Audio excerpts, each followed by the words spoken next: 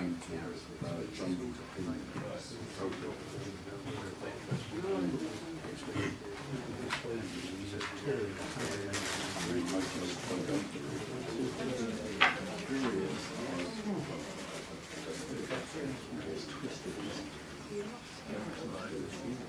that I would standard that we told them not about that we come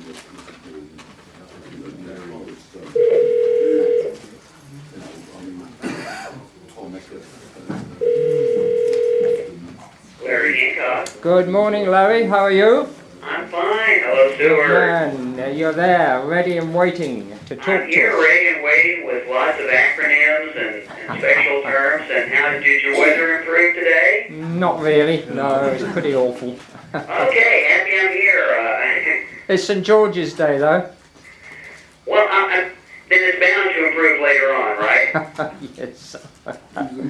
Okay, anyway, welcome, Larry. Thanks very much once again. It doesn't seem a year since we've spoken to you, but you've got a full, or must be about 28, 30 people here, eager to hear what you have to say to us. And I have warned them that questions will come sort of every 10, 15 minutes.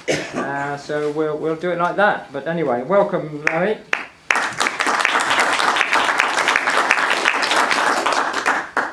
That's great. Actually, I do wish I could be with you all in person. That would be fine. I'll try to do as best I can with this remotely. Just out of curiosity for my background, a lot of material in this presentation is excerpted from my most recent book, Surprise Attack. And I'm just curious if anyone among the attendees has read Surprise Attack or not. That will kind of help me know where I am. I have read it. Well, I'm about halfway through, Larry. Oh, okay. Yeah. Anybody else? I've got it, but I haven't read it yet. And Barry's got it, but he hasn't read it yet. It's okay. I'll go ahead anyway. That's fine. No problem. All right.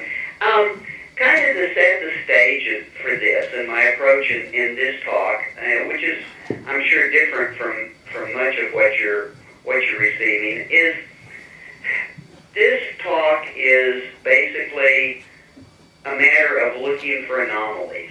As we all know, anyone who's researched the Kennedy assassination is quite familiar with the fact that we all look for anomalies. What was different? What happened that shouldn't have happened? What should have happened that didn't?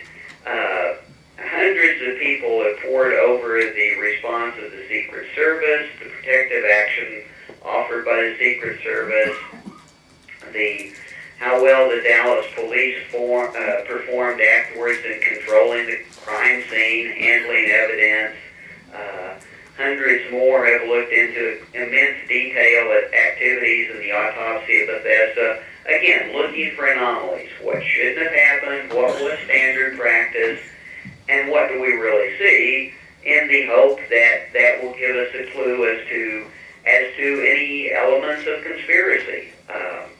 Personally, if you've read Someone Would Have Talked, you know that I spent a considerable amount of time looking at the behavior and performance of Lyndon Johnson in the 3 months before the assassination and the 48 hours after the assassination and in the weeks immediately after the assassination. Looking at his behavior. Was anything radically different? Is there anything suspicious?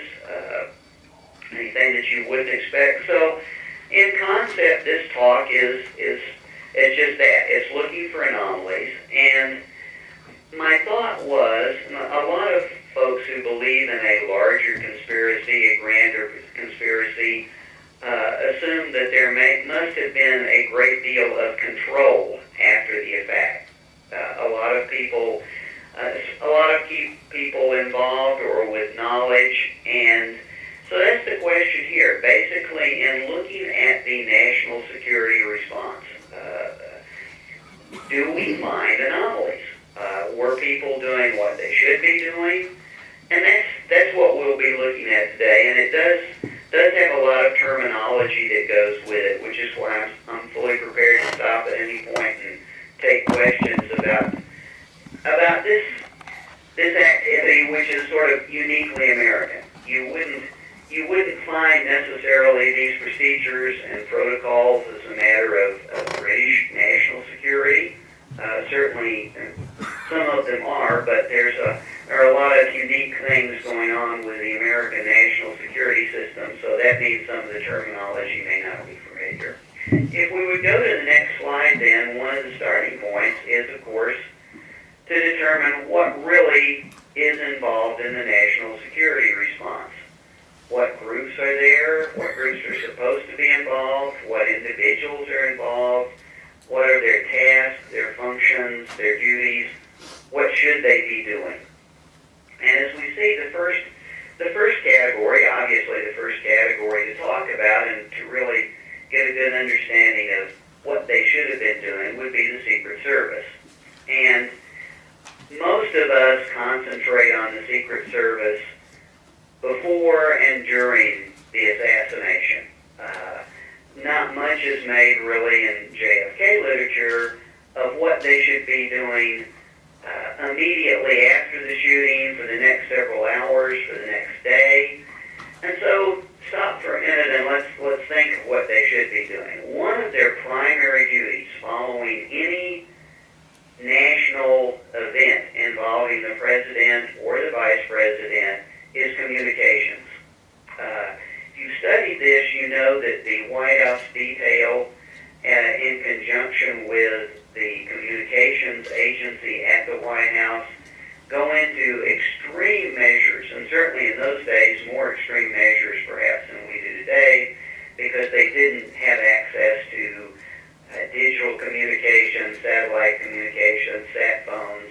They had to spend a lot of time moving around communications trailers, flying communications trailers in to locations where the president would be visiting. And the whole concept of this was that the president would have to have immediate access to a live operational telephone that would connect the president to not just the White House, but the National Military Command Center and the Strategic Air Command.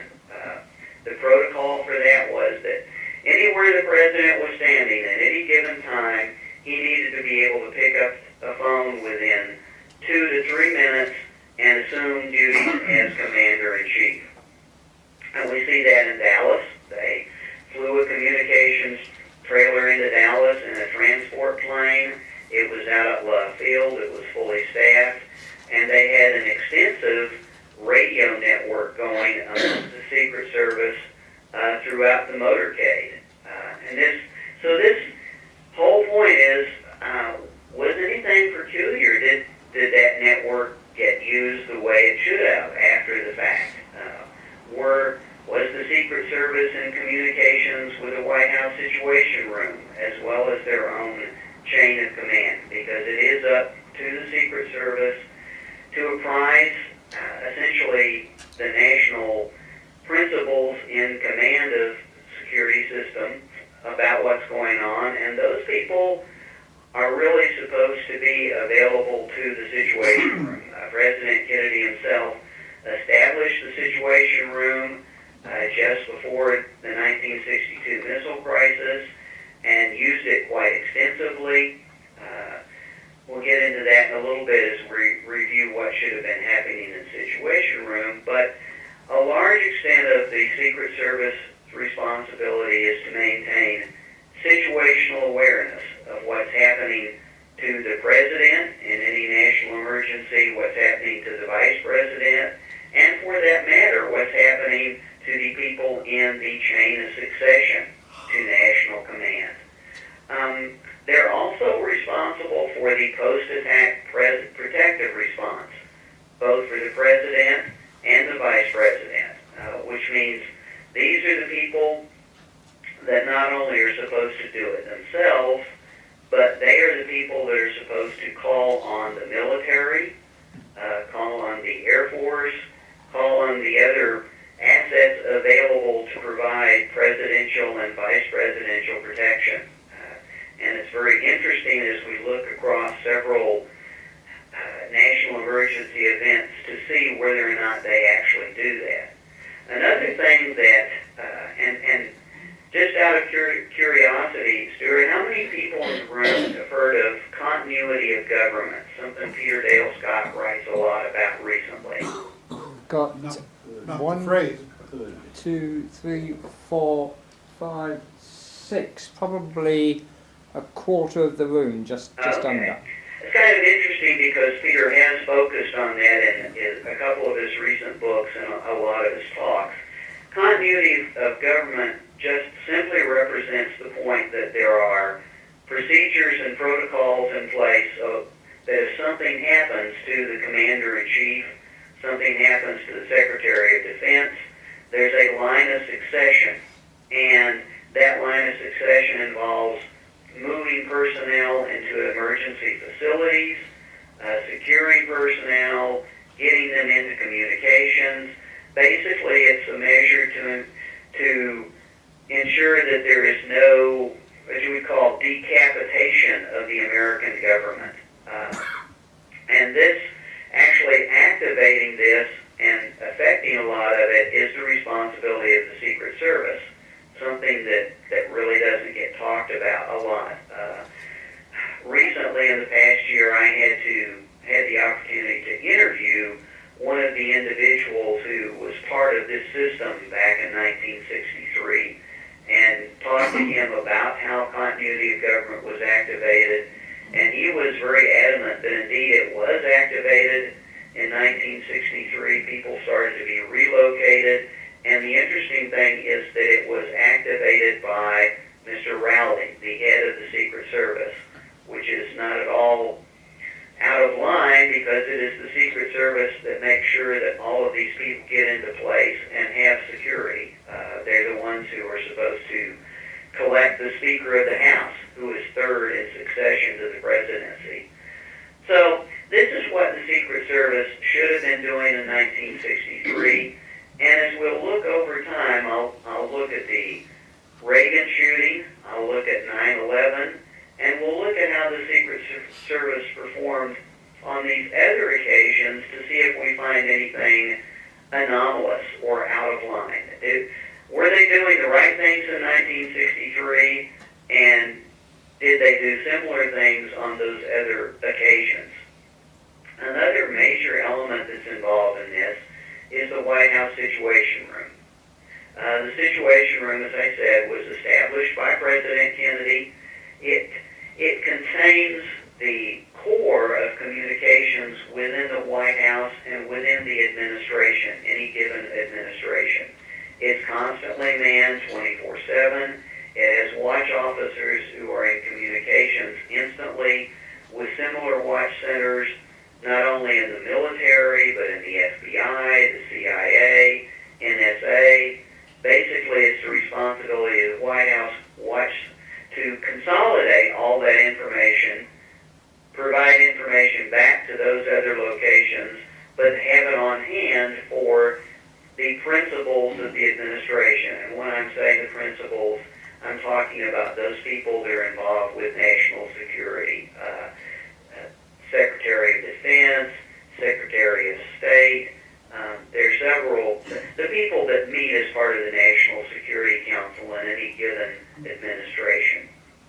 And I should also say that this is the place normally, unexpectedly, to find national command authority. I need to elaborate on that a little bit, but it's very important for the Situation Room to be in total communications with the individuals that constitute national command authority, which are the President and Secretary of Defense.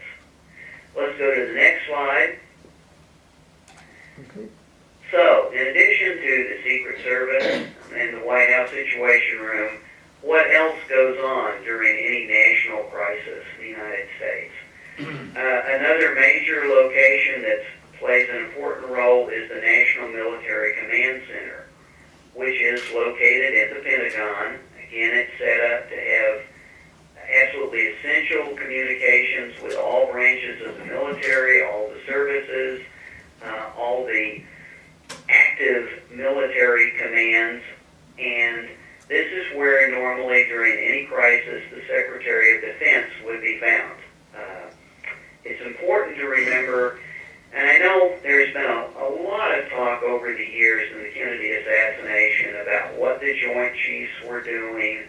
Were they at the autopsy? Where was General LeMay? It's important to keep in mind that that's an interesting thing, but as of 1962, under orders within the Kennedy administration, the situation there was that the Joint Chiefs have no actual command authority. National command authority was then and is still now strictly resident with the President and the and the Secretary of Defense. If the President is not available, it's the Vice President. Vice President is not available, it's the Speaker of the House. These are the only people that have the ability to commit the American military to action overseas. The military can defend itself, however, it cannot be ordered to act other than by national command authority. So, literally speaking, the Joint Chiefs had no command authority in 1963.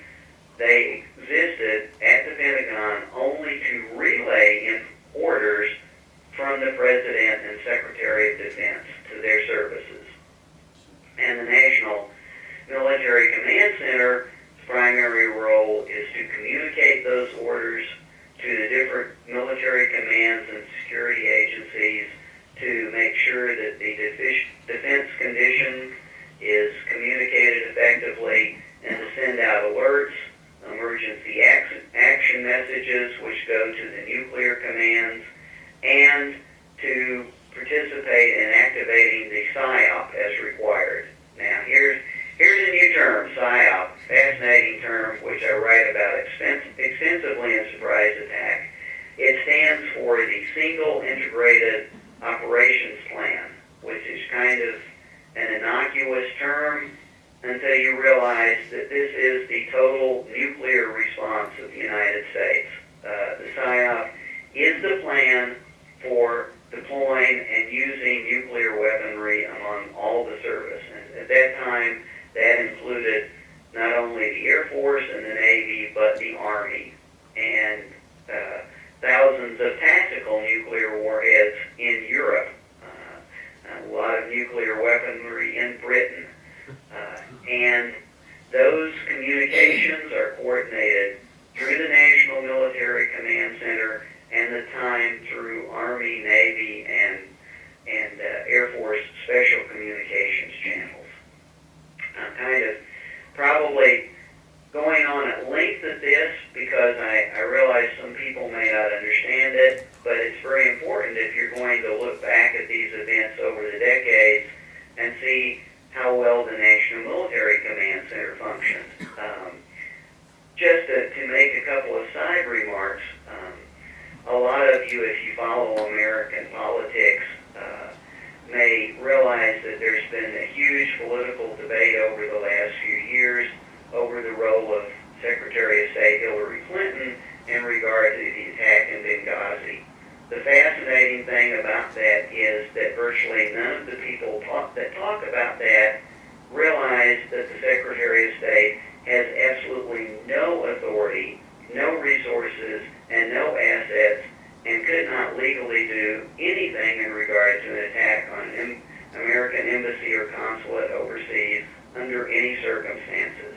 All that legal authority is contained in the National Command Authority and the various operating commands of the military. So it's fascinating to see and actually very embarrassing as an American citizen to realize how few commentators, press people, and congresspersons have any knowledge of how this sort of thing is supposed to operate even within my own country. Moving along, National Command Authority. National Command Authority gets to be really important when we talk about November 22nd, 1963, and comparing it to other points and other major crises for the country. As I said, National Command Authority constitutes the commander Commander-in-Chief, which is either the President or his successor, and the Secretary of Defense. National command authorities include ordering military action and, very importantly, rules of engagement. For those of you who have not been in the military, rules of engagement define essentially who you can shoot at and when you can shoot at them. Very important, if you don't have rules of engagement in place, even if you order the military to proceed, they don't necessarily know what to do. They may do the wrong thing, and more importantly, without any rules of engagement, they may freeze in place and not do anything at all, which is essentially what we saw on 9/11 in the United States. A major part of the failure of the American air defense on 9/11 in the United States was because there were no rules of engagement in place that covered it.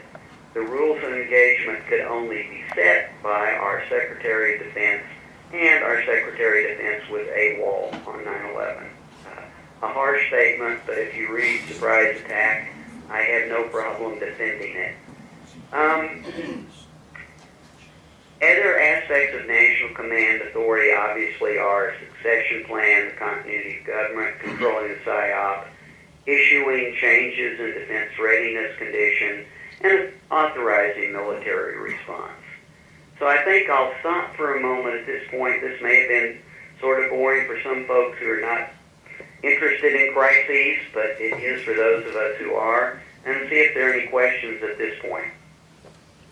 Yeah, one, Larry, which probably takes us off the subject somewhat, but at lunchtime we were actually discussing Sarah Hughes, that rather dubious lady who was called by LBJ to Air Force One that day. If there was this continuity of government and a succession plan already in place, why would he have bothered to do that? Absolutely, it makes no sense whatever as far as the established protocols. President Johnson, in taking his vice presidential oath,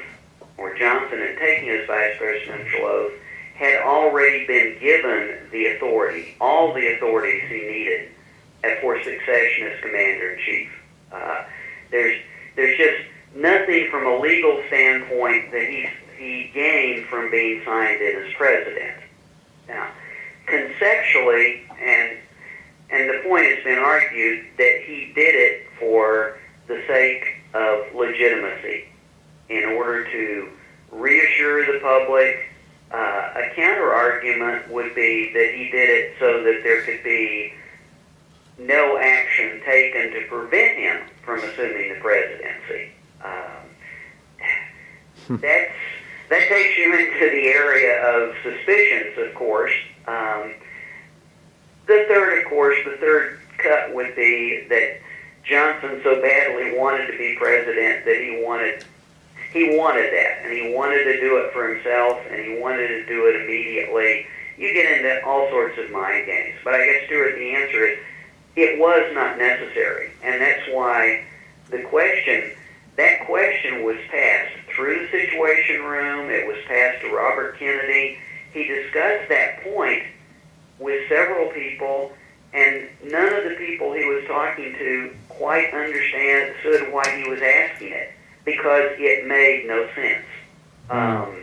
He had already been sworn in. He had already taken his oath of office as vice president, which is the same oath of office you take as president. So I don't know if it was meaningless. And when you if you do read Surprise Attack, I go into great length about the fact that basically everything that Johnson did that day, we'll talk about it more here, was out of line. He didn't do anything that he was supposed to do, and he did everything that he wasn't supposed to do. And that after a certain point, that does get a little bit suspicious, because you have to start asking yourself how badly he could have misunderstood what he was supposed to be doing. And I have to admit to all of you that when I wrote Someone Would Have Talked, and over the years when I presented on this, this was a major factor in raising my own suspicions about Johnson's free knowledge and involvement. Yeah. Unfortunately, after I had gone further in time and looked at the performance of the Vice President in various events over the years, and as we'll discuss today, Johnson's failure is not nearly as significant as you would suppose it to be, because the Vice Presidents, both during Reagan's shooting and on 9/11, failed almost as dramatically as Johnson did. I think Johnson probably still leads the pack, but we'll get to that as we go on. So, Thank you, Larry. One more. We've got a question from Malcolm Blunt. hello, Malcolm. Hello, Larry. Can you hear, Larry? I can hear Malcolm just Good. barely. Excellent. Just barely, yeah, that sounds like it. I just wondered what your interpretation of the DEFCON level is for the 22nd of November '63. Do you see any significance in the fact that it hardly moved? Sure, there is an interesting thing, and again, which I didn't fully realize myself for a long time, is that the Secretary of Defense determines the overall DEFCON level, and then the DEFCON level is communicated out through the National Military Command Center. But that, the individual, what are called the numbered commands, military commands, that would mean the Army in Europe, the Navy in the Atlantic, the Navy in the Pacific, the Strategic Air Command, they have the authority to raise their own DEFCON levels at their discretion. And there are a number of intermediate steps. So even if I go from DEFCON 4 to DEFCON 3, it is legally permissible for the Pacific commander to move to a higher level of readiness, which he actually did on November 22nd. We now know that he actually alerted his nuclear weapons and readied his nuclear weapons, including sea-launched nukes, not necessarily the submarine ballistic missiles, but shipborne nuclear weapons off Korea and off China. He had the authority to do that. Basically, that's a command decision, and what it really means is those commanders who are closest to the enemy are given the authority to go to a higher level of readiness. They can't bump the overall level, they can bump their own force readiness. SAC clearly went to a higher level of readiness. They took their ICBMs up to launch state, which is normally something that you find associated with DEFCON 2. So, I guess, general answer to the question, what McNamara did as Secretary of Defense was pretty much in line with conditions of the time. What the field commanders did was a higher level of readiness, questionable or not questionable, nothing illegal about it, let's put it that way. And given the fact that they were only 1 year out of the Cuban Missile Crisis, probably not that unexpected. Quite frankly, and we'll get to that in a minute, McNamara might well have gone to a higher level himself. He showed a great deal of restraint by holding where he did, in my view. So, another lengthy answer to a brief question, sorry. Thank you, Larry. All right, if that's it, then we'll go on. Let's go to the next slide. And so in the next slide, my thinking about this and my approach was, well, all right, now I'm going to step back and I'm going to try to compare the performance of these different groups and these different individuals, and I'm going to try to say, well, how well did they do? What was their score? Are they, where do they stand? And establish some kind of benchmark to look at what they did on November 22nd, 1963, as compared to the shooting of President Reagan in '81, and of course the events in 2001. So what I'll be talking about as I proceed from here is focus largely on command and control. How well did each group and each individual perform their command and control function, in particular the president, the vice president, because obviously in terms of the JFK assassination, we're curious about Johnson. How well did the Secretary of Defense do? We're curious about McNamara. Was there a military component to this whole thing? And then we get into the Speaker and the continuity of government. So, how well did they act? Did they assume command as they were supposed to? Did they do it quickly? Did they do it promptly, effectively? How was communications? Were there any communications problems? Because, of course, if one is of a suspicious mind, one could say,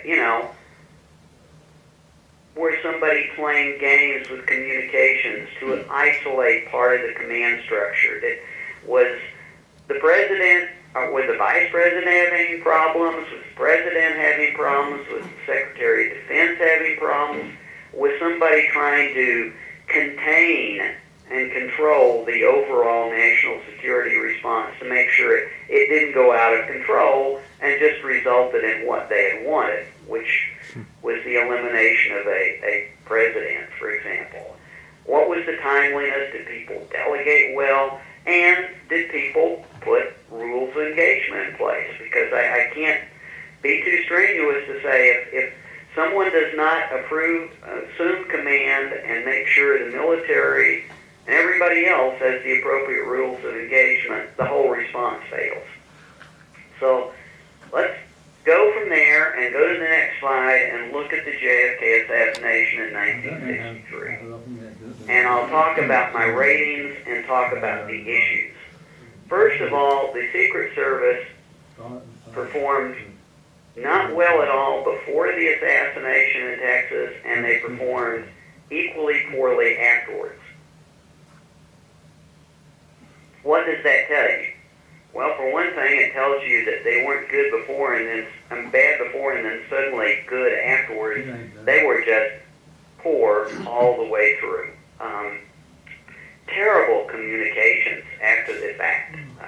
If you look at the Secret Service in Dallas, all this trouble is an effort and money is spent to set up this highly secure chain of communications going all the way from the president back to Washington, D.C., to the Situation Room, to SAC, to everybody else. And the Secret Service is in charge of it.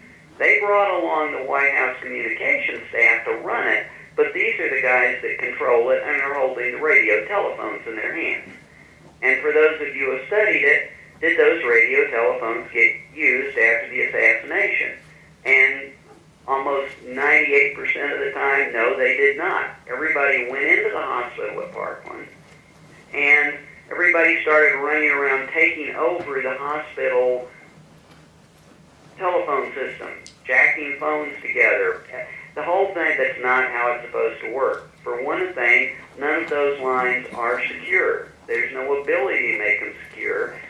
So what you should have done, of course, if you were the Secret Service, was immediately run over and grab the vice president, who is now likely to be president, and certainly is commander-in-chief acting, and put a telephone in his hand that has secure voice capability and dial him up to the National Military Command Center, or SAC.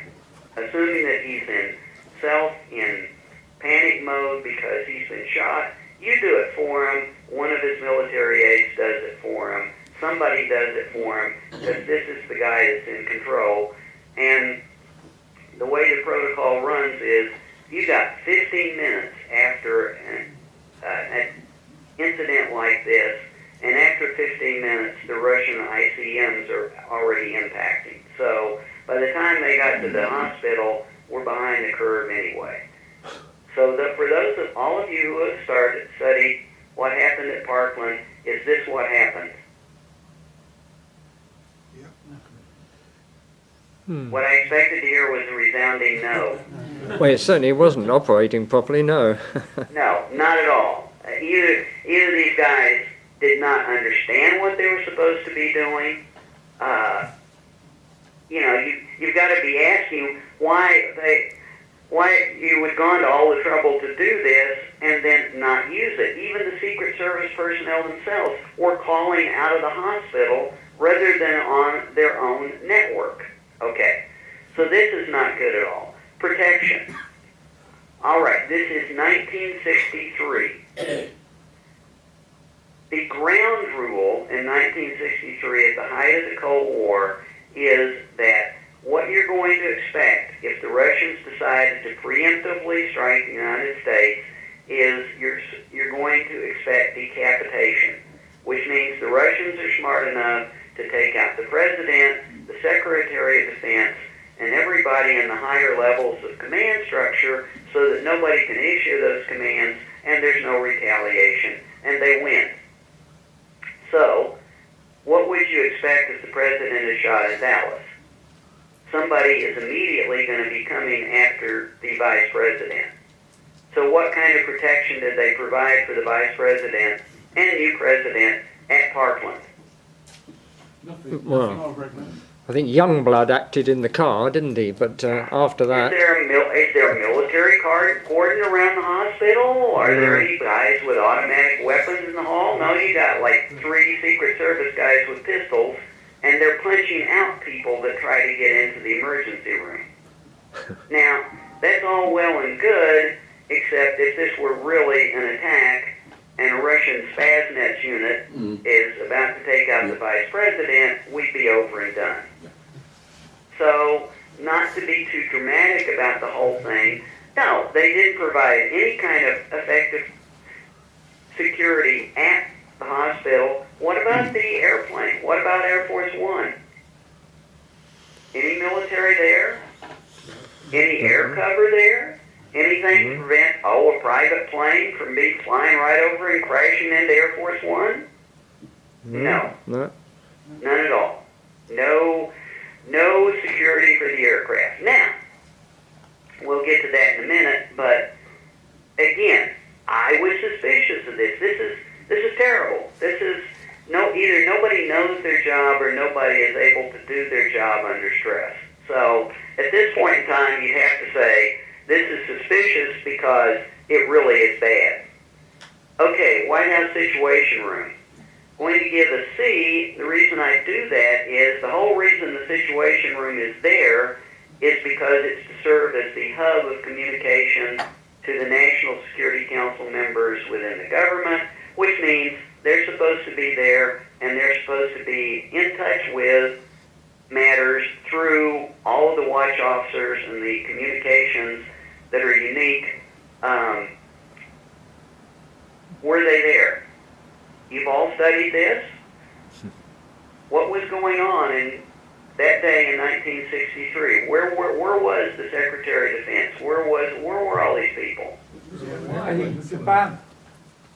The Secretary of Defense, fortunately, was at the Pentagon. Everybody else was either wandering around Washington or watching television in their office. None of them went to the Situation Room and stayed in the Situation Room and attempted to participate in any meaningful manner in a national security response. Now, as we look a little bit further and we look at affairs in 1981, as it turns out, that may not have been a bad deal because if they had all assembled where they should have, they might have started fighting with each other and made it even worse, like Haig and Weinberger did. But that's another, we'll get there in a minute. Finally, National Command Authority. Was there anybody that stepped up on this whole day and did anything like they were supposed to? And the answer is the Secretary of Defense. McNamara did stay at the Pentagon for a good while. He did call the Joint Chiefs together and advise them of the situation.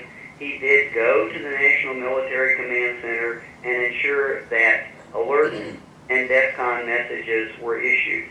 Now, I make the argument, and to go back to Malcolm's point, is that he was far too slow in doing it. If this had been a real attack, it would have been all over because you would have had about 4 minutes to sub-launch missiles hitting the National Military Command Center. but at least he generally did what he was supposed to, even if it wasn't quickly enough. In terms of command and control, I'm probably being generous there. Johnson should really get an F. I gave him the D. Johnson showed no evidence of knowing what a president's supposed to do in a crisis. He showed no indication. There's no evidence anywhere, and if it exists, it would be nice to see it because it would make it look better than it looks at this stage. There's no evidence that Johnson tried to assume the role of commander-in-chief. As a matter of fact, I asked the fellow I interviewed who had been part of this system, the continuity of government system, and who had been in one of the communications hubs for secure voice communications that was in between the White House and Air Force One and SAC. And I basically asked him, I said, I cannot believe that there was no secure voice communications available to Johnson.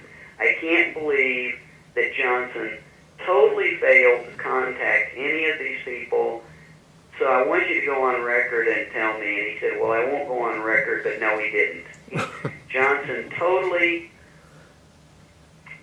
I'm not sure exactly what the right word was, Johnson totally failed to assume commander-in-chief duties, and the feeling was that he was doing it intentionally, that he was not up to it mentally or did not have sufficient character, but he didn't do it. Now, this sounds pretty suspicious, doesn't it? Yes.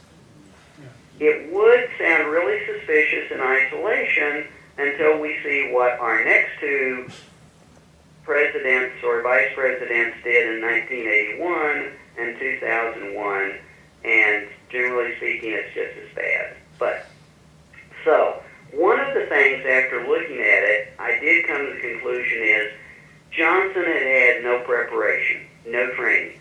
Johnson did not know what the PSYOP was. Johnson had no idea what the nuclear bomb case had in it. There were no training exercises.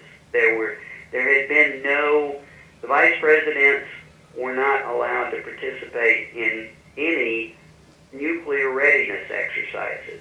As a matter of fact, it's unclear whether there were any such things then. Today there are, later on there were. There's just no sign that any of these people ever practiced what the protocols really were. That they ran through even the basic mechanics of how to respond. There's no sign that Johnson's military aides knew what their role should have been. When you look back at it, it's amazing that nobody on Air Force One, this is great, nobody on Air Force One, none of the three military aides that were on the plane tried to engage with him and tell them that he should be in communication with SAC. It took considerable time once he got on to Air Force One for him to be told that he even had access to telephones. And it was only when he saw one of the Secret Service officers using a telephone and asked them that they said, oh yes, Mr. President, we actually have phones on this airplane and you could call people if you wanted to.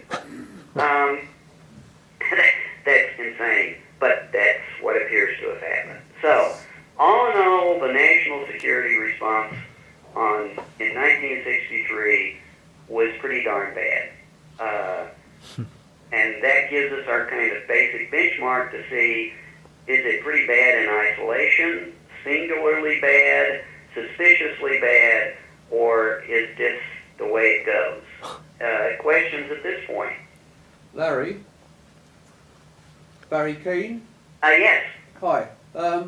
I think there's one saving grace from all of this. It's probably a good thing to notice that perhaps the Soviet Union were unaware of the fact that the US command structure had actually fallen down at this time. Had they been aware of it, I wonder whether they would have taken the initiative. I think that's a really interesting comment, because that's one of the conclusions I reached in Surprise Attack was if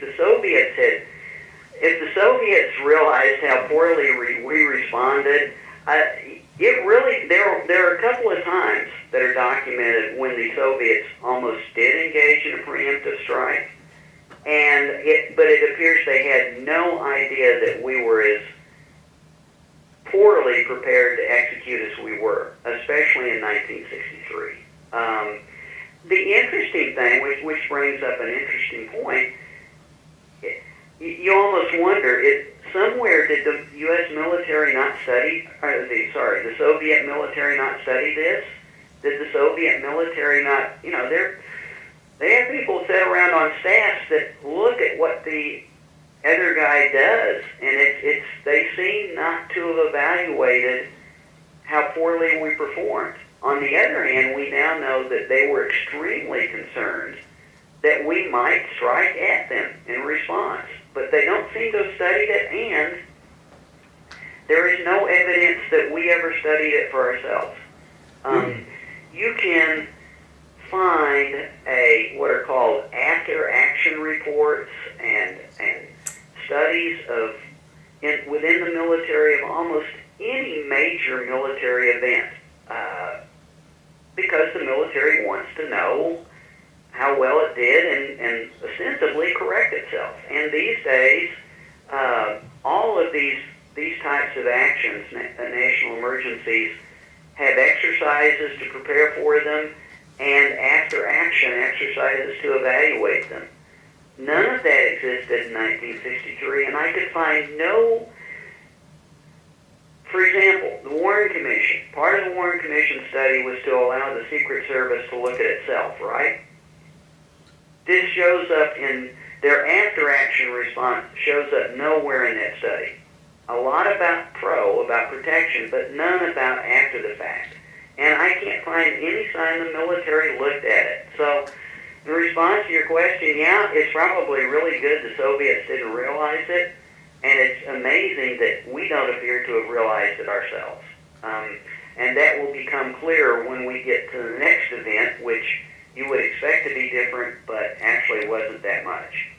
Any other questions at this point? One more from Malcolm. Yes, sir. I didn't hear you address the National Emergency Airborne Command Post. Oh, I did not, Malcolm. I'm sorry. I should have. As part of the communications that should go into play, of course, the National Military Command Center was in communication with the Strategic Air Command as well as the Navy's command chain to its missile subs.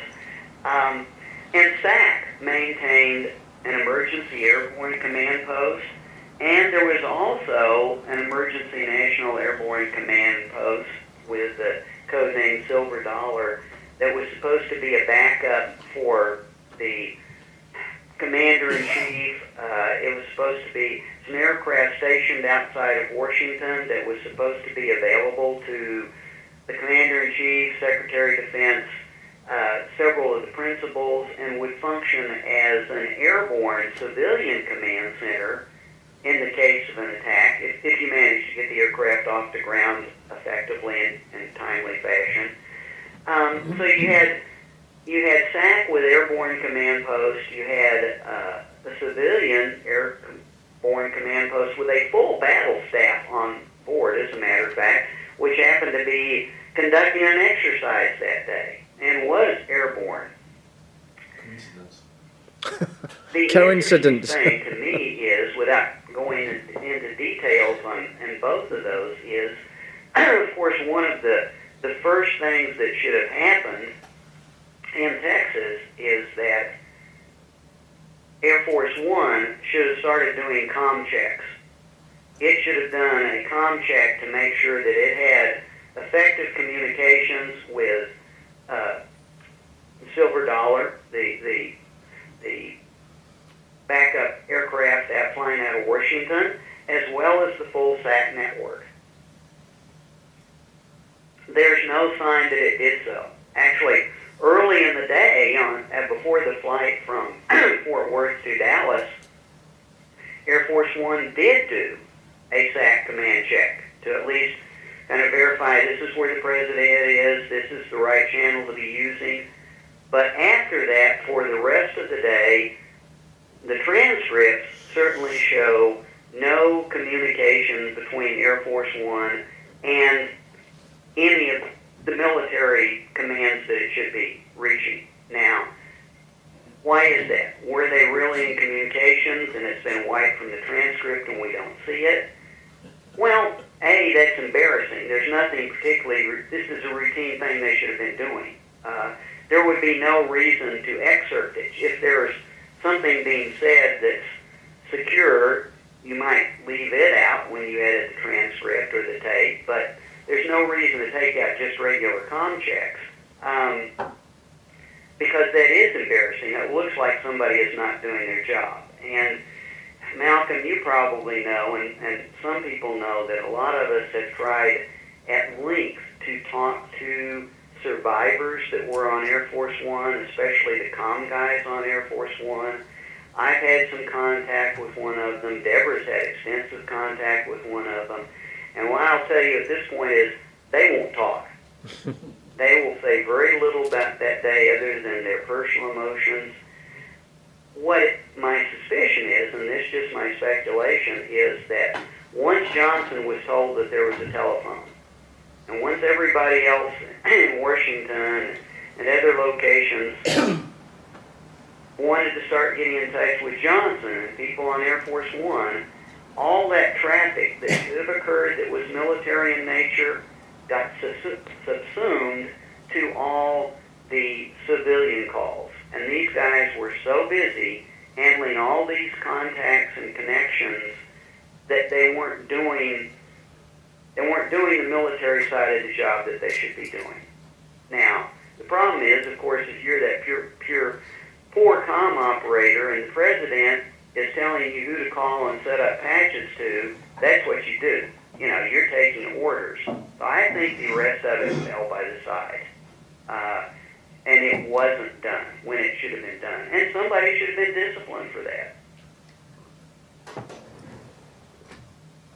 I have a question from Alaric, Larry. Larry, it's been very, very interesting. You've been talking, but on a macro level, I'm interested just in a sort of micro level, the extraordinary lack of training of the actual driver, Greer. The whole thing's so extraordinary to me because I've taken an interest in the de Gaulle assassinations. There were 38 attempts on his life, 13 from the OAS. And his security driver, one of the best in the world, idea was you never, under any circumstances, brought your car slowed down. You had to accelerate out of any difficulty. And I find it very difficult to understand how they remove the bubble top from the car.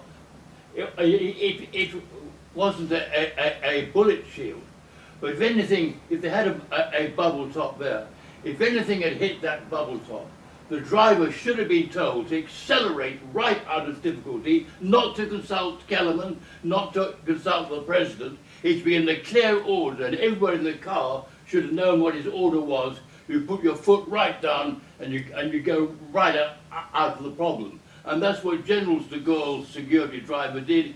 De Gaulle was driving along a road, suddenly the whole road burst into flames. The driver went straight through at 90 miles an hour. And when they shot at his car, the wheels of the car, the driver accelerated at tremendous speed, and he got the car inches apart from the wall in a very small gap. They were highly trained, these security drivers, really the best in the world. And I can't understand how anybody could be like Greer and slow down the car. So one thing you never do is bring the car to a halt. Well, I think part of the answer to that question, I know it's hard to believe. The security for most foreign leaders, I'm not sure that it's always been this way, but is generally conducted by the military or special groups of the military, special services from the military, who are very keen and very well trained and who have really good reflexes. That is not the way that the United States operated then, and I'm not sure that's the way the United States operates now. although we have not been able to, and Malcolm may answer this, as far as I know, no one has been able to retrieve a copy of the Secret Service training manual or protocol manual that was in existence prior to 1963. No. We have copies after the fact, but we know that it was revised heavily after the assassination to address a lot of things that weren't in it before. But Malcolm, are you aware of anyone that's found a copy of that? No, I looked for it. I could never find it. Yeah. So, Alaric, I think the answer is, and my impression from what, not just this, but training for there was no training other than pick big guys, they're physically imposing, put them on a gun range for a time, and then tell them where to go and what to do. And there just wasn't an extensive program for these people. And these people, the White House detail was a pull from the general Secret Service function. It wasn't that it was an elite group particularly. And unfortunately, every indication that we have is that it was just the opposite. It was older guys with, as in Greer's case, terrible. Because of his age, physical size, and everything else, you have to assume he's got terrible reaction time. But that was not untrue for many of the people on the force. And if you look at what Bolden has to say about them, if you look at some of the bottom line is their performance was not anywhere near the par that you would find in protective groups that you had built from an elite military force. Now, if you roll that forward in time, if you've been following American national news over the years, and even during the Obama administration, what do we find? We find Secret Service agents that let people in through the front door of the White House and don't stop them. Now, I got to be telling you that what we see in Dallas is probably no dumber than having somebody get virtually able to go upstairs in the White House at will. You have Secret Service agents that get drunk and crash into barriers at the White House in 2015 after 9/11.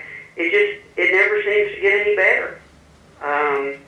And I don't know why we can't seem to. So I certainly can't. I would not argue it with you at all that the Secret Service response was not during the attack is not what I would expect it to be, not what it should have been. I just can't find any evidence that these people were trained or ever exercised in these activities. It's embarrassing, but it's not unique because none of the other groups that I'm talking about did either. Yeah. Okay, sure. Let's go ahead. Okay. Next. Yep. Now, I know what I just said is probably hard to take because, A, it's embarrassing. It's embarrassing for those folks involved in 1963. And you do find it hard to believe.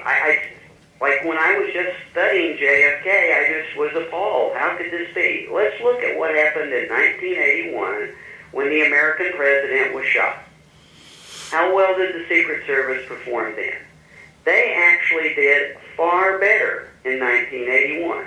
Why did they do far better? It may be that they did far better in these regards, post-assassination. I'm not talking about pre, because obviously they didn't stop it, and obviously they got shot, and he got shot, and so I'm not talking about the protective function, I'm talking about what happened afterwards. But by that time, the Secret Service in 1981 did use its comm network. They had set up a presidential locator so that they could report in real time to the Situation Room where the president was, what his status was, and you could actually, if you were in the Situation Room and you went to look at the information being provided from the Secret Service, you could find Reagan's status, where was he? He arrived at the hospital, is in the emergency room, is in the operating room, and there was none of this. In Dallas, there was, for half an hour, it's like, was the president hit? Well, we don't know if he's hit. Was he hit badly? We don't know. Where is he? Well, he's at the hospital. Is he in? You didn't know. In 1981, you knew within minutes in the Situation Room that he had been shot, and you could trail his physical condition during the hours of this afternoon, which is why they knew fairly quickly that someone had to be taking control because it wasn't just a flesh wound, as they had thought it had been at the very beginning. But within 30 minutes to an hour, that became clear that he was seriously wounded. So, at least in terms of its post-event work, the Secret Service was showing some improvement. The White House in the Situation Room, well, okay, at first you would think there was some improvement because a lot of the principals did go immediately to the Situation Room. And they started getting information from the watch officers, had some fairly good idea of what was going on. The problem was that almost immediately you found the principals in contention with each other. This has particularly occurred between the Secretary of State and the Secretary of Defense because, well, I'll ask, it's a little American history question. Does anybody remember who the Secretary of State and Defense were in 1981? Hagen Weinberger? Weinberger was Secretary of Defense. Al Haig was Secretary of State. Now, based on the dialogue I've had so far, none of you probably would be confused about the fact that the person in charge after the shooting of the president is either the Vice President or the Secretary of Defense. Right? We'd probably be pretty clear on that. Unfortunately, as Secretary of State, Al Haig thought he was in charge, and he took charge. He went to the Situation Room, he convened everybody, essentially sat down at the head of the table and said, the command of the nation resides right here, implying it was in him. Well, that's a real problem because he had no legal authority, and none of the people, everybody looking at him were shaking their heads going, this man is insane. That's not a good way to respond to an emergency. The Secretary of Defense did stay at the Pentagon, at the National Command Center briefly, but then he went to the Situation Room too. He's not supposed to be there. He is the other guy who is National Command Authority. He's in charge of the military. He should have stayed where he was. In contrast, he goes to the Situation Room, and he and Haig start to get into ongoing arguments about who's really in charge of the nation. So we pretty much got to give them a C. Now, also, when the Secretary of Defense left to go to the Situation Room, he forgot to take the bomb bag, the PSYOP plans, the nuclear response plans, and forgot to take his own pass card, which gives him control over the nuclear weapons of the nation. So the Secretary of Defense is not where he's supposed to be, and where he is, he doesn't have what he needs if this is really an attack, which it certainly would look like. That's, again, take out the president as an immediate sign that could be an attack in play. And what he's really doing is arguing with the Secretary of State who's trying to take charge of the nation. This is not good. That means that for National Command Authority, we've got a real problem. Everybody is not necessarily doing what they're supposed to do, and they're not only not doing something, they're arguing about who has the authority. The defense condition does eventually get raised. There's a big argument about that. An alert was set out fairly promptly, and where things break down a little bit at that point in time is through the Situation Room, the Secretary of Defense gets a warning that Soviet nuclear subs have been sighted right off the coast. and that's the second major trigger that you would expect to find if there is an actual preemptive nuclear strike in play. Well, Weinberger is worried about that, but rather than doing anything, he and Haig argue for another 30 minutes about whether or not they should increase the defense condition, and Haig says, no, we shouldn't, because that will worry the Russians and they might do something. Okay, fine. And then Weinberger says, well, okay, we need to move it up a notch, so we'll take it from DEFCON 3 to DEFCON 4, which, if you understand it, DEFCON means we're going to lower it. So the Secretary of Defense does not know the right sequence for the DEFCON. He's about to take it the wrong direction. And everybody in the room who was aghast and panicked because Haig is trying to take control of the country suddenly shakes their head and goes, oh Lord, the Secretary of Defense doesn't even know what the DEFCONs are. So National Command Authority is not looking too good at that point in time. What makes it worse is President Reagan has been shot. Who is the acting effective commander-in-chief at this point in time? The Vice President. The Vice President, George Bush, who is in Texas. Seems like they're always in Texas. I don't know why, but he is on Air Force 2, which is just he's on a special air mission aircraft, which has all of the communications capability to be an emergency national command center. It has all of the equipment to put him in touch with the National Military Command Center, with the Secretary of Defense, with SAC, with anybody that could do anything that a commander-in-chief would want them to. And this is another test question. This is Vice President George Herbert Walker Bush. He's on an airplane in Texas with all these communications at his command. He gets a call from Haig, of course. He doesn't get a call from the Situation Room or anybody else. He gets a call from the Secretary of State telling him the president's been shot, which is really a shock because nobody has communicated with the aircraft as they should have. And guess what the Vice President does for the next 3 hours? Nothing. Circles around. Nothing. Drinks What was martini. that? Airplane circles around in the sky. It doesn't even do that much. It sits on the ground for quite a while. Eventually, he decides they should go back to Washington. They take off, but they don't have enough fuel for the flight, so they have to land at another airport in Texas, and there's a real problem because they don't know how to buy fuel for the aircraft. And finally, one of the Secret Service guys puts the refueling of Air Force 2 on his own personal credit card.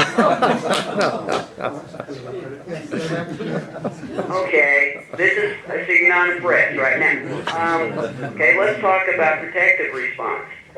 Is there any, like when they land at this other little airfield, is there anybody there to guard the Vice President's plane? No. Is there any air cover over or with the Vice President's plane? No. None of that happens. Because I guess the Secretary of Defense is busy arguing with the Secretary of State about who's in charge, and the Secret Service is worried about the President and could care less about them. I don't know, but what is probably most important is George Herbert Walker Bush makes absolutely no telephone call or other communication to put himself in command as Commander-in-Chief. Like father, like son. And nobody in Washington seems too concerned. They go, well, let's get him on the phone and have him give some orders. No, Haig is busy trying to give orders. And then when Weinberger argues with him, Haig goes, well, we're not going to do what you want us to because Bush should be in charge and he's not here. And since he's not here, it's terrible. It's if you want to talk about an exit, it's, again, a good thing the Soviets didn't realize this. Or, the temptation might have been too much. So, on command and control, George Herbert Walker Bush does even less than Lyndon Johnson did in Dallas. At least Lyndon Johnson got on the phone and made political and social calls. George Herbert Walker Bush doesn't get on the phone and do anything. It's like he didn't really realize that he was Commander-in-Chief. And as far as I can tell, as of that point in 1981, there still were no exercises, there was no succession training, there wasn't any training in any of this. And the training in all of this doesn't appear to start, actually, until much later, decades later. In fact, it's hard to tell when it starts. We can tell it's in effect now. That may have been mostly the result of the terror attacks that started in the 90s. Okay, so I'll stop for a moment and see if anybody thinks I'm being a little harsh about 1981. No. Very revealing. If I could just say one thing. This whole scenario reminds me of nothing else but the film Dr. Strangelove, Oh, the yes. scene in the war room, Yes. when the generals and the Secretary of War and Secretary of State are practically coming to blow, and President Muffley says, "Gentlemen, you cannot fight in here, this is the war room." You're absolutely correct. It does. If you scripted this out and made it into a movie, it would be very close to that. I don't know. You might have to get somebody a heavier accent to pull it off. But yeah, and the problem was the National Security Advisor was in the room with these guys, but he was being totally ignored. At least he had brought a card with him for the Secretary of Defense and the bomb bag, but nobody was listening to the Secretary. And another thing that is amazing is that, and if you read it, there's some excellent write-ups of what happened, was that apparently, as of 1981, there were still there was not a good body of law in place for how the presidential succession worked, because everybody started arguing. Nobody worries about Bush. Apparently they're not worried about Bush. They're only worried about Reagan, and it's sort of like, well, if he's going to be hospitalized for months and months and months, what's the legal process to hand this off to the vice president? And they start arguing about this. Just completely, thinking down the road 3 or 4 months and really not worried about what those Soviet subs might be doing that much. So, anyway. All right, let's go on to the next one. 9/11. The Secret Service. Okay. Secret Service, again, I'm not defending what they might do before a crises, but afterwards, they've gotten a bit better. President Bush did have, and if you study 9/11, he was able to go outside the schoolroom where he was reading in Florida and pick up a telephone and be in touch with the White House and get updates about what was going on. Rice, as National Security Advisor, had that communications access. So that communications worked quite well. They got him back on Air Force One, got Air Force One in flight, and there was a little problem there. The problem was apparently the Secret Service wasn't, again, communicating through the National Military Command Center as they should have been, but of course people were pretty distracted on 9/11. And Air Force One takes off out of Florida, and a lot of things go on in conjunction with that, but perhaps the most frightening thing is it ends up flying west towards Louisiana, where the president's going to go. But as they fly west, the air crew notes that gets a message that there are a number of unknown aircraft approaching them. Well, the thing is that those unknown aircraft are actually Texas National Guard fighters. again, it's a Texas thing. I guess it's like, okay, the Texans have decided that they're going to go protect their president. Whereas what should have happened is that the NORAD air defense fighters from Florida, which were on alert, and by the way, there were only about 8 alert aircraft across the entire United States on 9/11, should have been scrambled and should have been escorting that airplane, and they were not. So we did start to have some breakdowns, whether or not it was totally the fault of the Secret Service or not is a question, but that was the only real issue, and the president was given immensely good post-event protection on the ground. He was taken to military bases. He had air combat fighters accompanying Air Force One. So Secret Service in 2001, after the attack, really responded quite well. They responded quite well in Washington, D.C. They did put the chain of succession into effect. They started collecting people. They took people to emergency centers. They took the vice president to the sub-basement bomb bunker in the White House. Secret Service was doing what they should be doing. The White House Situation Room, well, the problem there wasn't too bad. The real problem was that the Secret Service had taken the National Security Advisor and the Vice President to the sub-basement rather than leaving them in the Situation Room. Now, you can get into some argument that, you know, the Vice President really should have pushed back and insisted on staying command because the Situation Room is where the real-time communications are. Going down to the sub-basement created some problems, even though it was networked.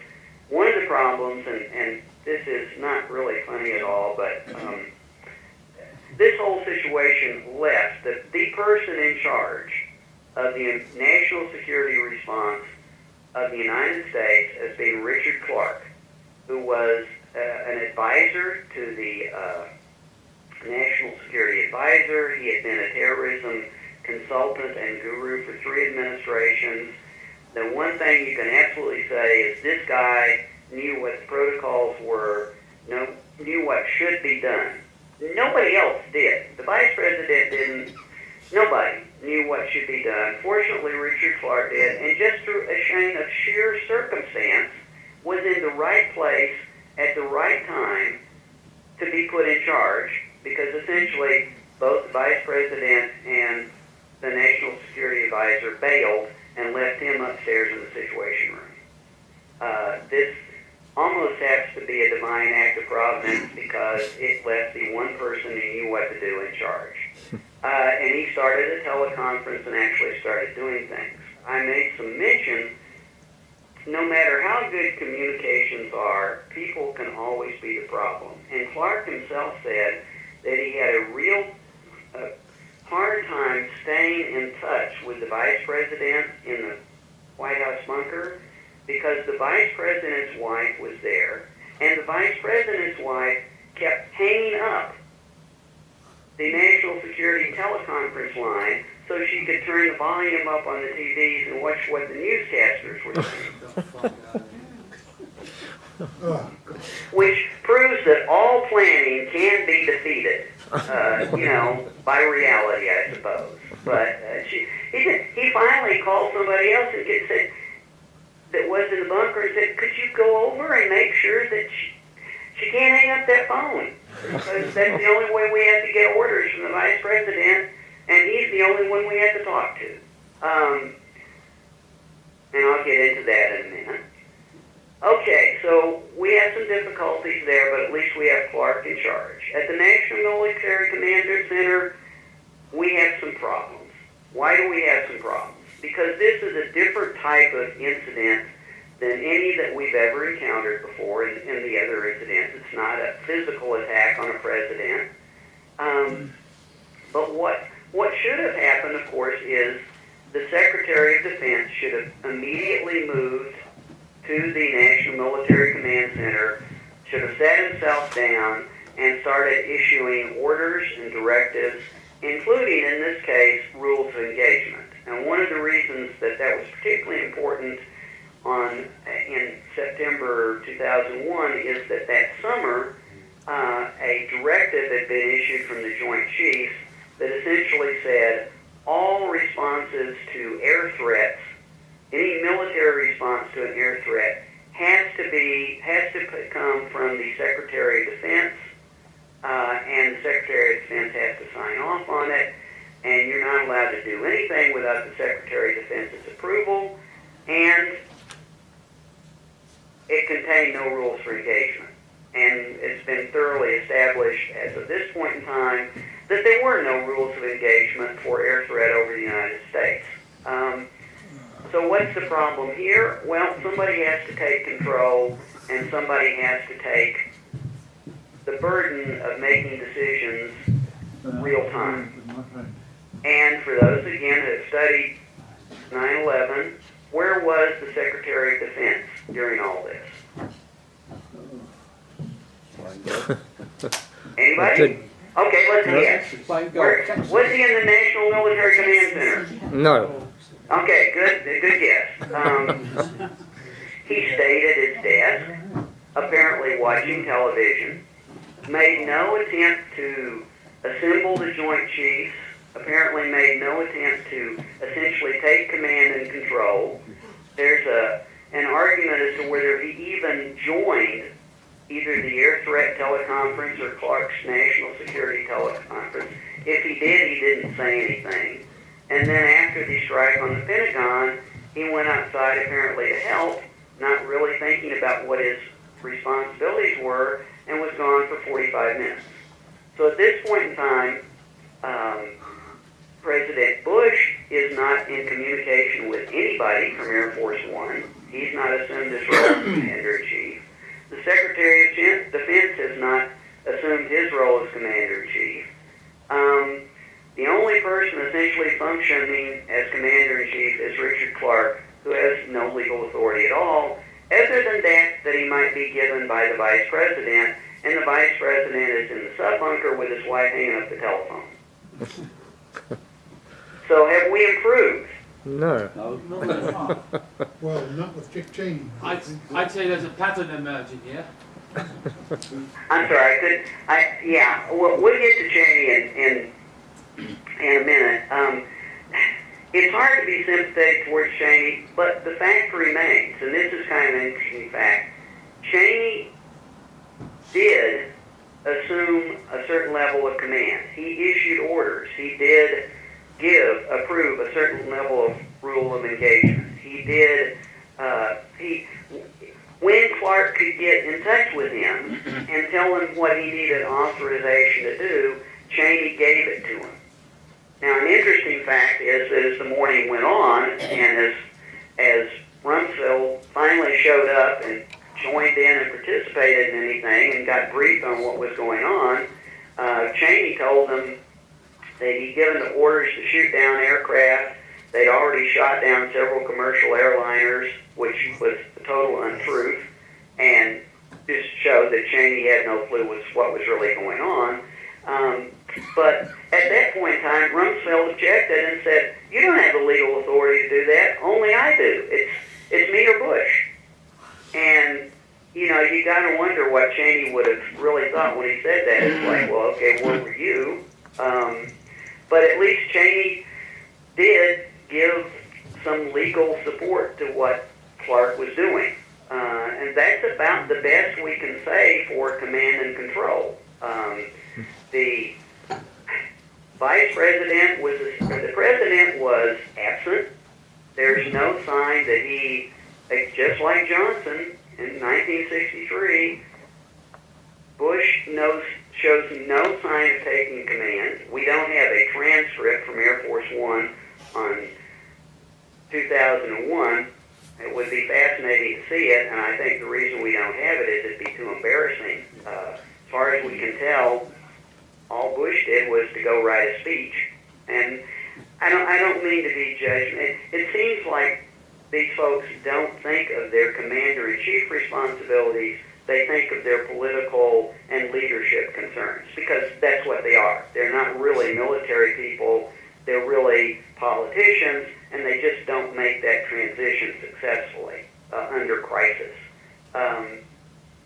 But neither do others. The NORAD commander, if you do read Surprise Attack, you'll see that the NORAD commander was really not in command, wasn't engaging, wasn't giving orders, and even when he got orders to initiate rules of engagement and shoot down aircraft, he felt that they were so vague that he didn't relay them. Just, again, I've given a D for command and control, but I guess I would be nice on that because that's at least because Cheney would let Clark do what he needed to do. Readiness, again, no sign that any of these people were trained, briefed, exercised, had ever done a role play. This was all seems to have been a total surprise to all of them. And one of my conclusions is that in general, we're talking about people who are not military, who are not highly trained, people who do not, as part of their day job, engage in exercises, who do not practice rapid response. And these are all civilians who get elected into positions, and as soon as they take order, like, okay, you're the brand new Secretary of Defense. There's nobody with enough nerve to pull them aside and say, here's what your job is. Or to really, even their military aides, there's no one that seems to have the nerve, or they won't devote the time to preparing themselves for these crisis roles. To some extent, as I go over in the book, that has improved in the last few years following the attacks of 2001, when these things are more on people's minds. But up until 2001, it was just pretty much largely missing. So, what's my overall evaluation? Well, let's go to the next slide and wrap this up. Command and control, does it get better over time, or are there anomalies? What about assumption of command? Johnson versus George Herbert Walker Bush versus George Bush. Presidents and vice presidents seem to be unable to assume an active military command role under any crisis. I mean, you really can't say that Johnson was any worse than anybody else, even though I like to, and even though I expected to find that. That's not what you find. You've got communications issues all the time. Air Force One, it doesn't seem like anybody ever uses either the communications in Air Force One don't work, or, for example, on 9/11, it was said after the fact that the reason President Bush wasn't in touch was that they just couldn't maintain communications off Air Force One. Now, as a former Air Force communications guy, that would make me really mad, because Air Force One, we spend billions of dollars making sure that it can maintain communications even during a nuclear attack. That's ridiculous. So I'm not buying that. And it's just not acceptable. They weren't communicating because Bush wasn't communicating. That's why. Same back in 1981. That presidential aircraft had the ability to communicate. He just didn't. So communications are always an issue, but in reality, my judgment is that problem largely lies with the commander-in-chief, not technology. Secretary of Defense, actually, McNamara comes off looking pretty darn good versus Weinberger, and fantastically good versus Rumsfeld. So, can't really say much bad about McNamara. Succession and continuity of government hasn't really worked that well, period. Not only at the commander-in-chief level, but way back when in 1963, when the Secret Service went to get the Speaker of the House, because he was next in line of succession, the Speaker refused to let the Secret Service into his apartment, refused to unlock the door, and refused to assume any of his authorized authorized and legally mandated role for months and never did. And in the other crises since then, there's never been any sign that the individual ever stepped up and made himself available and assumed the role. National Situation Room operations, National Security Advisor involvement, never has really happened. Situation Room performance has gotten better. The National Security Advisor really has never stepped up. I won't even speak too much about Condoleezza Rice because that would involve slander. National Military Command Center operations, Joint Chief involvement, has been reasonably good from a technical standpoint. The military has made itself available and been ready to take orders. Generally speaking, they haven't been given them. The Joint Chiefs have been as involved as anybody would make them, but they don't really bear the command role. The only evident failure there is when you get to 9/11 and you start looking at NORAD and the air defense, and that's another story. But so basically, I don't see any anomalies because it's never very good. You know, and I know that's probably a letdown. It's like, okay, where's the conspiracy? Where's the conspiracy if this is all screwed up all the time? I don't know. I'm not seeing it. So, what about questions at this point? Yes, Bart. We have a question from Bart Camp. Is there no training about this? Aren't these people being educated about this whole thing? I mean, of course, you know, there's bundles and bundles and files and folders filled with protocol, but aren't these people being trained as such? Don't they go through an exercise and basically, you know, that they Okay, have to... that's a great question, and that concerned me deeply, and I try to deal with that in the book. The only training that I can see, national security response training, that I can really see evident, say, before 2001, is there occasionally with some presidents, and it was more a matter of the president's interest and whether their advisors got their attention.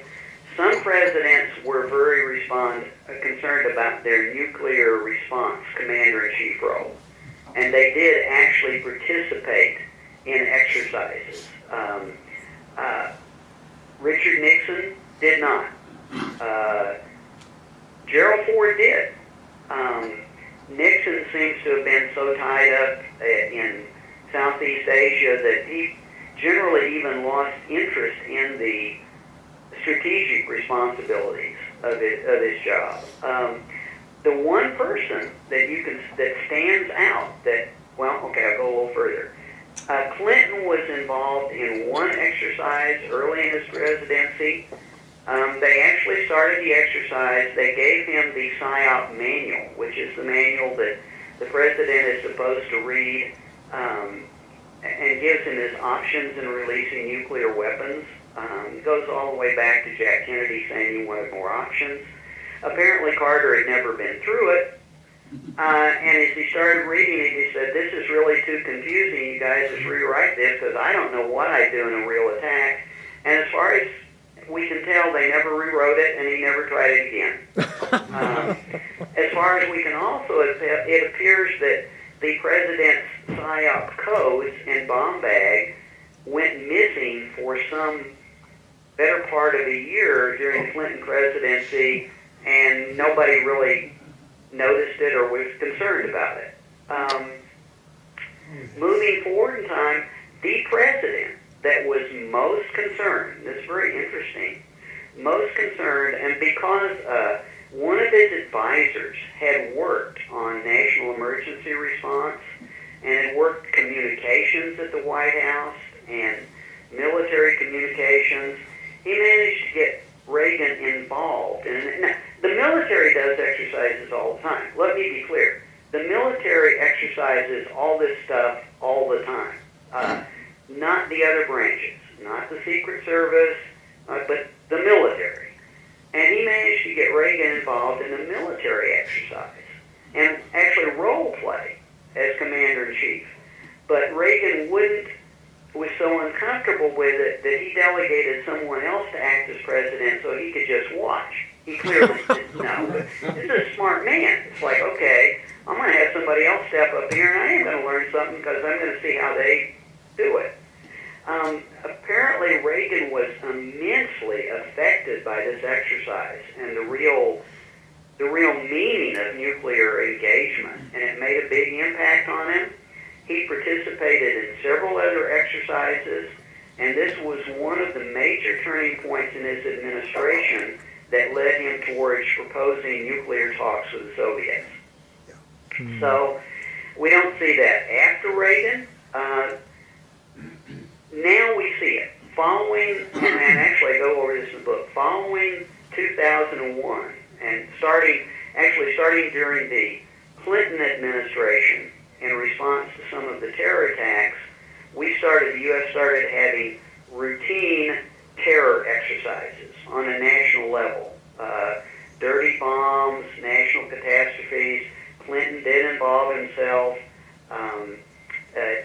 Bush did not involve himself, but following 9/11, we have had routine exercises. Obama has been involved in several of them. So a long answer to your question is it's been very spotty. And even today, when we're probably doing more of it and more of it is legally mandated, it's much different than it was before. And today, when those exercises are held, it's interesting because after action reports have to be prepared, the various groups are evaluated on their performance, and their inspector generals actually write them up if they didn't perform according to protocol. Now, the bad part of that is, if their inspector generals write them up and still nobody does anything about it, you didn't get much improvement. But it is a far cry from what was going on. But this is only since 2001. Thank you. Thank you very much, Larry. We're going to have to call a hold there because we've got time marching on, but that was superb. We've learned a lot about history, some concerns obviously out there. Well, I know it was different. You don't hear this at most JFK conferences, but I hope it was broadening at least, and I enjoyed brilliant. it. So you all have a great conference. Thank you very much.